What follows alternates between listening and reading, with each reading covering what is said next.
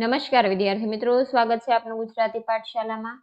આજે આપણે જોઈએ ધોરણ 9 સામાજિક વિજ્ઞાનમાં પાઠ 8 ભારતના રાજ્ય બંધારણનું ઘડતર અને લક્ષણો એનું સ્વ અધ્યયન પોથીનું સોલ્યુશન જોવાના છીએ. વિદ્યાર્થી મિત્રો, તમે આ ચેનલ પર નવા હોય તો ચેનલને સબસ્ક્રાઇબ કરી બાજુમાં રહેલો બેલ આઇકોન દબાવો, જેનાથી આવનાર તમામ વિડીયો તમને તરત મળતા રહે. જોઈએ આપણે અ વિભાગની વિગતોને બ વિભાગની વિગતો સાથે યોગ્ય રીતે જોડી ખાલી જગ્યામાં લખો.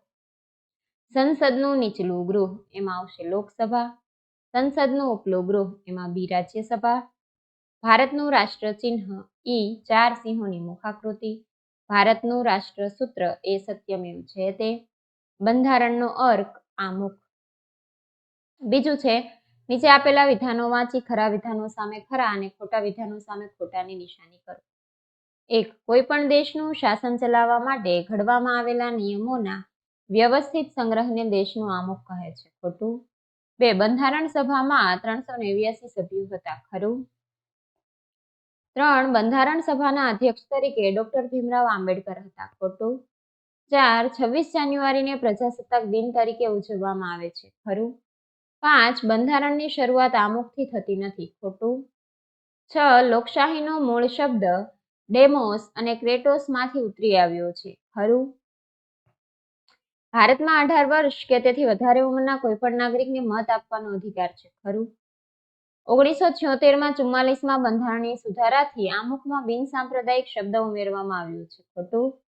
ભારતનું બંધારણ 28 ભાગોમાં વહેંચાયેલું છે. ખોટું. ભારતનું એક એવું રાજ્ય છે કે જેને બેવડું નાગરિકત્વ મળેલું છે, જે જમ્મુ કાશ્મીર રાજ્ય છે. ખરું. 3 છે, કૌંસમાં આપેલ વિકલ્પમાંથી યોગ્ય વિકલ્પ પસંદ કરી ખાલી જગ્યા પૂરો. 1. બંધારણની ખરડા સમિતિના અધ્યક્ષ ખાલી જગ્યા હતા ડોક્ટર ભીમરાવ આંબેડકર. 2. ભારતનું બંધારણ 26 જાન્યુઆરી ખાલી જગ્યામાં અમલમાં આવ્યું હતું 1950. 3. વિશ્વના ખાલી જગ્યા દેશના નાગરિકને બેવડું નાગરિકત્વ આપવામાં આવે છે અમેરિકા. 4. કેન્દ્ર યાદીમાં ખાલી જગ્યા વિષયોનો સમાવેશ કરવામાં આવ્યો છે 97. 5. રાજ્યોના કાયદામાં વિવાદ કે સંઘર્ષ ઉભો થાય ત્યારે ખાલી જગ્યા કાયદો ચડિયાતો અને સર્વોપરી ગણાય છે કેન્દ્રનો. 6. ભારતના બંધારણમાં ખાલી જગ્યા પ્રકારની કટોકટીની જોગવાઈ કરવામાં આવી છે 3. 7. રાજ્યસભામાં વિવિધ ક્ષેત્રના નિષ્ણાંત અનુભવી એવી 12 વ્યક્તિઓની સભ્ય તરીકેની પસંદગી ખાલી જગ્યા કરે છે રાષ્ટ્રપતિ. ભારતીય ન્યાયતંત્રમાં સૌથી ટોચ ઉપર ખાલી જગ્યા અદાલત આવેલી છે સર્વોચ્ચ અદાલત. આગળ આવે છે પ્રશ્ન 4. આપેલા વિકલ્પોમાંથી યોગ્ય વિકલ્પ પસંદ કરી પ્રશ્ન સામે આપેલ ખાનામાં લખો. 1. ભારતના બંધારણમાં કુલ કેટલા અનુચ્છેદો અને પરિશિષ્ટો છે? 395 અનુચ્છેદો અને 9 પરિશિષ્ટો. 2. નીચેનામાંથી બંધારણ સભાના સ્ત્રી સભ્ય કોણ હતા? શ્રીમતી સરોજિની નાયડુ. 3. ભારતના બંધારણમાં કોને આખરી સાર્વભૌમ સત્તા આપવામાં આવી છે? લોકોને. 4. બંધારણે કેટલા વર્ષ સુધીના બાળકોને ફરજિયાત શિક્ષણનો હક આપ્યો છે? 6 થી 14 વર્ષ. 5. હું કેન્દ્રની ધારાસભાનું ઉપલું ગૃહ છું. મારા 1/3 સભ્યો કેટલા વર્ષે નિવૃત્ત થાય છે? દર 2 વર્ષે. બંધારણ સભાને બંધારણ ઘડતા કેટલો સમય લાગ્યો હતો? 18 દિવસ, 11 માસ અને 2 વર્ષ. 7. સંરક્ષણ, વિદેશી બાબતો, અણુશક્તિ, નાણું, વીમો, બેન્કિંગ, તાર ટપાલ, રેલવે જેવા રાષ્ટ્રીય મહત્વ ધરાવતા ક્ષેત્રોમાં કોણ સર્વોપરી સત્તા ધરાવે? કેન્દ્ર. 8. સતત ભાવ વધારાને કારણે નાણાંના મૂલ્યમાં ઝડપથી ધોવાણ થતું હોય ત્યારે કઈ કટોકટી જાહેર કરી શકાય છે? નાણાકીય. પ્રશ્ન 5. નીચે આપેલ પ્રશ્નોના 1-2 શબ્દમાં જવાબ આપો. વિશ્વમાં સૌથી વધુ વિસ્તૃત અને વિશદ લેખિત દસ્તાવેજ ધરાવતું બંધારણ કયા દેશનું છે? ભારતનું બંધારણ. 2. લોકોનું, લોકો વડે અને લોકો માટે ચાલતું રાજ્ય એટલે લોકશાહી.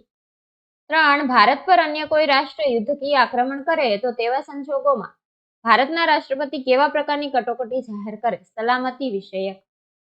4. જે વિષયોમાં કેન્દ્ર અને રાજ્યો વચ્ચે સત્તાની સ્પષ્ટ વહેંચણી થઈ શકી ન હોય તે વિષયોનો સમાવેશ કઈ સત્તાઓમાં કરવામાં આવે છે? શેષ સત્તાઓ. પ્રશ્ન 6. નીચેના પ્રશ્નોના ટૂંકમાં જવાબ આપો. સંકલ્પના સમજાવો. ધર્મનિરપેક્ષતા.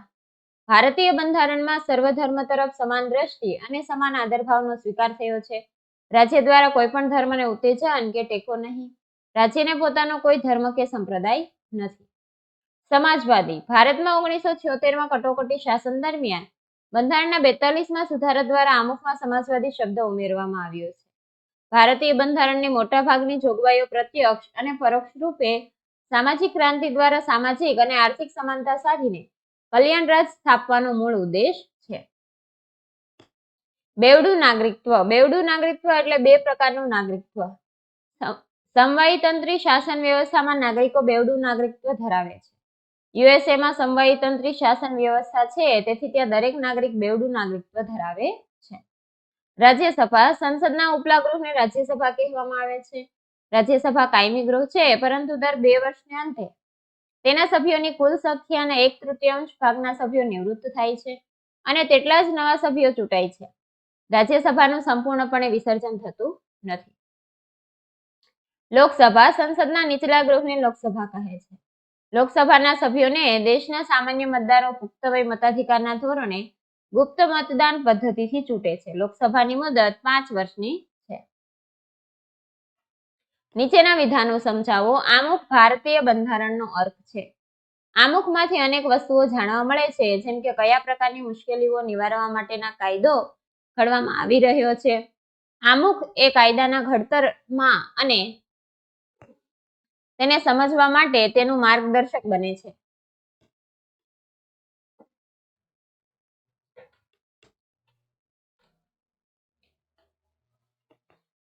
કાયદો ઘડવા પાછળ સંસદ કે ધારાસભાનો હેતુ શું છે તે જાણવા માટે પણ આમુખ મદદગાર છે.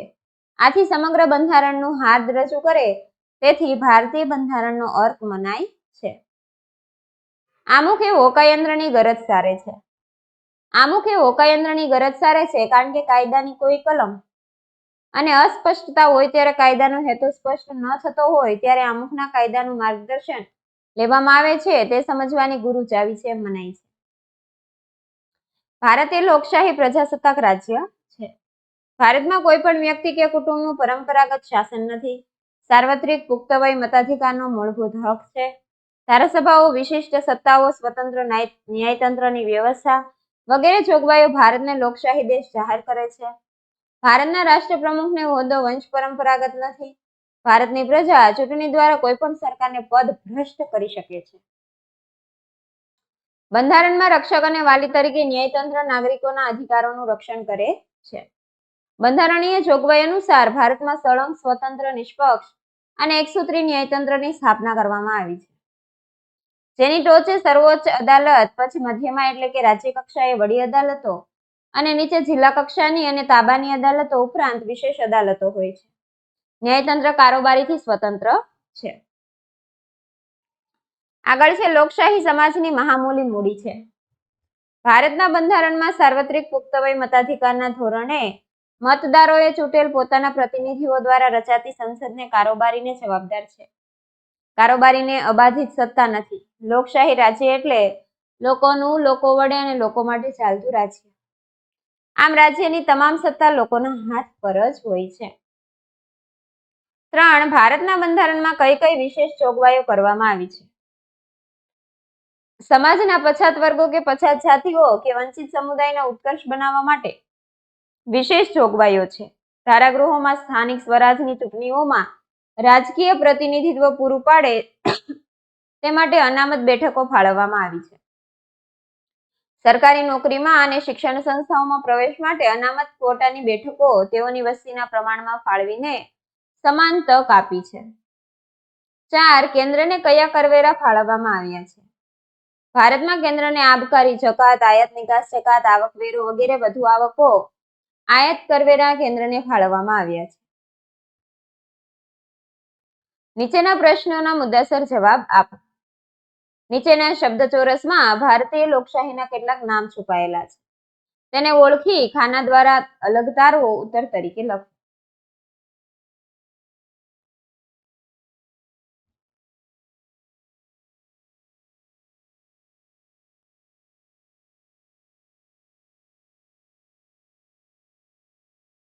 લોકસભા, વિધાનસભા, રાષ્ટ્રપતિ, વિધાન પરિષદ, વડાપ્રધાન, રાજ્યસભા, આમુખ, રાજ્યપાલ. આગળ જોઈએ બંધારણ ઘડતરની પ્રક્રિયા જણાવો. 25 માર્ચ 1946 ના રોજ બ્રિટિશ સરકારે 3 સભ્યોના બનેલા કેબિનેટ મિશનને ભારત મોકલ્યું. કેબિનેટ મિશને રજૂ કરેલી યોજના મુજબ બંધારણ સભા રચવામાં આવી. બંધારણ સભામાં કુલ 385 સભ્યો હતા. બંધારણ સભાના અધ્યક્ષ ડોક્ટર રાજેન્દ્ર પ્રસાદ હતા. ડોક્ટર ભીમરાવ આંબેડકરના અધ્યક્ષ પદે ખરડા સમિતિની રચના કરવામાં આવી. 9 ડિસેમ્બર 1946 ના દિવસથી બંધારણ સભાએ તેની કામગીરી શરૂ કરી. આ ભગીરથ કાર્ય પૂરું કરવા કુલ 166 બેઠકો મળી અને 2 વર્ષ 11 મહિના અને 18 દિવસ ચાલી હતી. બંધારણમાં પ્રથમ 395 અનુચ્છેદો અને 8 પરિશિષ્ટો હતા. બંધારણ સભાએ 26 નવેમ્બર 1949 ના અનુચ્છેદો રોજ પસાર કર્યું અને 26 જાન્યુઆરી 1950 ના દિવસથી બંધારણનો અમલ થયો. 3 આમુખનો અર્થ જણાવી તેનું મહત્વ જણાવો. ભારતના બંધારણની શરૂઆત ભવ્ય આદર્શો, ઉદ્દેશો અને ભાવનાઓ રજૂ કરતા આમુખથી થાય છે. આમુખમાં સમગ્ર બંધારણનું હાર્દ રજૂ થયું હોવાથી આમુખને બંધારણનો આત્મા કહ્યો છે. કોઈ પણ કાયદો ઘડવા તેને પૂર્ણ રીતે સમજવામાં કે તેનું અર્થઘટન કરવામાં આમુખ માર્ગદર્શક બને છે. કાયદો ઘડવા પાછળ સંસદ કે ધારાસભાઓનો હેતુ, આદર્શ અને નીતિ છે તે સમજવામાં આમુખ મદદરૂપ થાય છે. બંધારણની કોઈ કલમ, મુદ્દા કે શબ્દનું અર્થઘટન કરવામાં આમુખ માર્ગદર્શક બને છે. આમુખ બંધારણની જોગવાઈઓને સમજવામાં હોકાયંત્રની ગરજ સારે છે. 4 મજબૂત કેન્દ્રવાળા સમવાય તંત્ર વિશે સમજાવો. ભારત એક સંઘ રાજ્ય છે. સંઘના એકમ રાજ્યો સંઘમાંથી સ્વતંત્ર થવાનો અધિકાર ધરાવતા નથી. ભારતની રાજ્ય વ્યવસ્થા સમવાયતંત્રી હોવા છતાં સંઘ સરકાર અને રાજ્ય સરકારોના કાર્યક્ષેત્ર અને સત્તાઓની સ્પષ્ટ વહેંચણી કરવામાં આવી છે. બંને સરકાર કાર્યો અને સત્તાઓને સંઘ યાદી, રાજ્ય યાદી અને સંયુક્ત યાદી એમ 3 યાદીઓમાં વહેંચવામાં આવ્યા છે. જે વિષયો માટે સત્તાની વહેંચણી ન થઈ હોય તેમનો સમાવેશ શેષ સત્તામાં કરવામાં આવ્યો છે. એ વિષયો પર કાયદા ઘડવાની સત્તા કેન્દ્ર સરકારને આપવામાં આવી છે. ભારતીય સમવાય તંત્રમાં સંઘ સરકારને રાજ્યો કરતા વિશેષ અને ચડિયાતી સત્તા આપવામાં આવી છે. 5 ભારતીય બંધારણમાં સુધારાની જોગવાઈઓ સ્પષ્ટ કરો. બંધારણમાં ફેરફારની કલમોને 3 ભાગમાં વહેંચવામાં આવી છે. અમુક જોગવાઈઓમાં સંસદમાં હાજર અને મત આપતા સભ્યોની સાદી બહુમતીથી સુધારો કરી શકાય છે. અમુક જોગવાઈઓમાં સંસદના બંને ગૃહોની કુલ સભ્ય સંખ્યાઓની બહુમતી અને હાજર તેમજ મત આપતા સભ્યોની 2/3 બહુમતીથી ફેરફાર થઈ શકે છે. બંધારણના અમુક ભાગમાં સુધારો કરવા માટે સંસદમાં બંને ગૃહોની કુલ સંખ્યાની બહુમતી તેમજ હાજર અને મત આપતા સભ્યોની 2/3 બહુમતી ઉપરાંત અડધા કરતા વધુ ઘટક રાજ્યોની વિધાનસભા ગૃહની મંજૂરી જરૂરી છે. સવિસ્તર જવાબ આપો. આમુખના આધાર સ્તંભો વિશે વિગતે ચર્ચા કરો. લોકશાહી. લોકશાહી શબ્દ મૂળ ગ્રીક શબ્દો ડેમોસ અને ક્રેટોસ પરથી બન્યો છે. યુએસએના પૂર્વ રાષ્ટ્રપ્રમુખ અબ્રાહમ લિંકને લોકશાહીની વ્યાખ્યા આ પ્રમાણે આપી છે. લોકશાહી એટલે લોકોનું, લોકો માટે અને લોકો વડે ચાલતું રાજ્ય. ભારતના બંધારણે દેશમાં પ્રજાકીય સાર્વભૌમત્વનો સ્વીકાર કર્યો છે. ભારતમાં રાજકીય સત્તા સંપૂર્ણપણે પ્રજાના હાથમાં છે. 2 સમાજવાદી. ભારતના બંધારણની મોટાભાગની જોગવાઈઓનો મુખ્ય ઉદ્દેશ પ્રત્યક્ષ કે પરોક્ષ રૂપે સામાજિક ક્રાંતિ દ્વારા દેશમાં સામાજિક અને આર્થિક સમાનતા લાવીને કલ્યાણ રાજ સ્થાપવાનો છે. તેથી આમુખમાં સામાજિક અને આર્થિક સમાનતા પર તેમજ સામાજિક ન્યાય પર આધારિત સમાજવાદી સમાજ રચના સ્થાપવાનું ધ્યેય રાજનીતિના માર્ગદર્શક સિદ્ધાંતોમાં સ્વીકારવામાં આવ્યું છે. 3 બિન સાંપ્રદાયિકતા. ભારતના બંધારણે ભારતને બિન સાંપ્રદાયિક અથવા ધર્મનિરપેક્ષ રાજ્ય જાહેર કર્યું છે. બંધારણે બધા નાગરિકોને ધાર્મિક સ્વતંત્રતાનો મૂળભૂત હક આપ્યો છે. બંધારણની જોગવાઈ મુજબ ભારત ધાર્મિક રાજ્ય બની શકે નહીં. રાજ્યને પોતાનો કોઈ ધર્મ નથી. ધર્મની બાબતમાં રાજ્ય તટસ્થ છે. રાજ્ય બિન સાંપ્રદાયિક પ્રવૃત્તિઓ સાથે ધર્મને જોડી શકશે નહીં. 2 બંધારણના મૂળભૂત લક્ષણો જણાવો.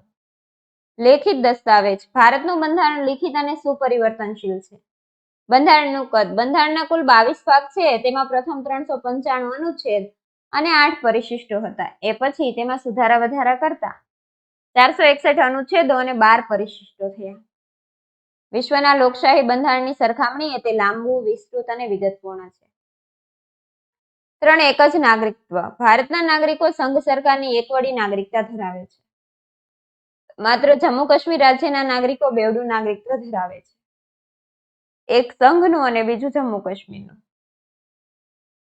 4 મજબૂત કેન્દ્રવાળું સમવાય તંત્ર. ભારત એક સંઘ રાજ્ય છે. સંઘના એકમ રાજ્યો સંઘમાંથી સ્વતંત્ર થવાનો અધિકાર ધરાવતા નથી. ભારતની રાજ્ય વ્યવસ્થા સમવાય તંત્ર હોવા છતાં સંઘ સરકાર અને રાજ્ય સરકારોના કાર્યક્ષેત્રો અને સત્તાઓની સ્પષ્ટ વહેંચણી કરવામાં આવી છે. બંને સરકારના કાર્યો અને સત્તાઓને સંઘ યાદી, રાજ્ય યાદી અને સંયુક્ત યાદી એમ 3 યાદીઓમાં વહેંચવામાં આવ્યા છે. વિદ્યાર્થી મિત્રો, અહીંયા સોલ્યુશન પૂર્ણ થાય છે. જો તમને વિડીયો પસંદ આવ્યો હોય તો વિડીયોને લાઈક કરજો અને અમારી ચેનલ સબસ્ક્રાઇબ કરવાનું ભૂલતા નહીં. વિડીયો જોવા બદલ આભાર.